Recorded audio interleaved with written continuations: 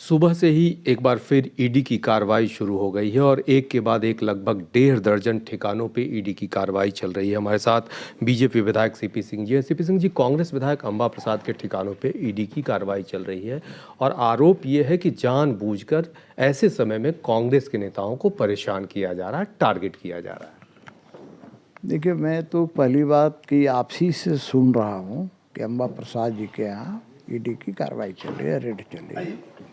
देखिए, आज के ज़माने में कब किसके यहाँ रेड होगा ये कहना मुश्किल है। अब ईडी जो कार्रवाई करती है तो सो मोटो नहीं करती है, कोई ना कोई सूत्र हाथ में लगता है, उसी के आधार पर वो कार्रवाई करती है। अब ये कहना है कि कांग्रेस और जेएमएम के ही ठिकानों पर हो रहा है, भैया ये तो ईडी ना जवाब देगी उसका कि भाई ईडी को क्या सूत्र हाथ लगा है, किस सूत्र के आधार पर किसी के यहाँ कार्रवाई करती है। ये तो हम लोग भाजपा के लोग नहीं बता पाएंगे, क्योंकि ईडी से भाजपा का तो कोई लेना देना है नहीं, कोई संबंध नहीं है, वो एक अलग स्वतंत्र संस्था है। तो मैं आरोप तो यही लगता है कि अब बीजेपी के इशारे पे काम आरोप, देखिए, आरोप लगाना तो इस धरती पर सबसे आसान काम आरोप लगाना ही तो है। आरोप तो किसी पर कुछ भी लगाया जा सकता है, कौन रोकता है? लोकतांत्रिक व्यवस्था है, लोकतंत्र के अंदर कोई किसी पर आरोप लगा देता है, तो ये आरोप लगाते रहेंगे।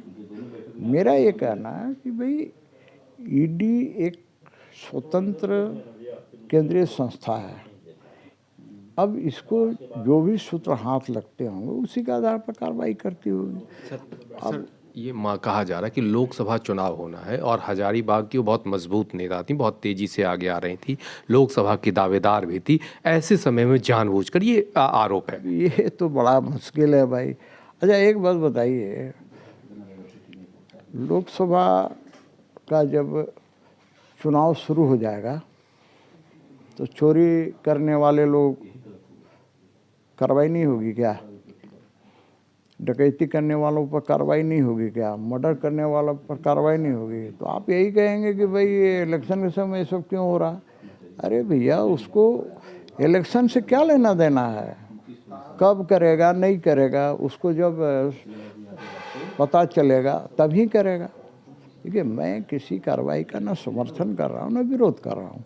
मेरा सिर्फ ये कहना है कि भाई कोई भी संस्था है वो अपने दायित्वों का यदि पालन कर रहा है, ईमानदारी पूर्वक पालन कर रहा है, तो ये आरोप लगाना उचित नहीं है। और उसमें भारतीय जनता पार्टी को घसीटना तो बिल्कुल ही उचित नहीं है, क्योंकि भारतीय जनता पार्टी का इससे कोई संबंध नहीं है।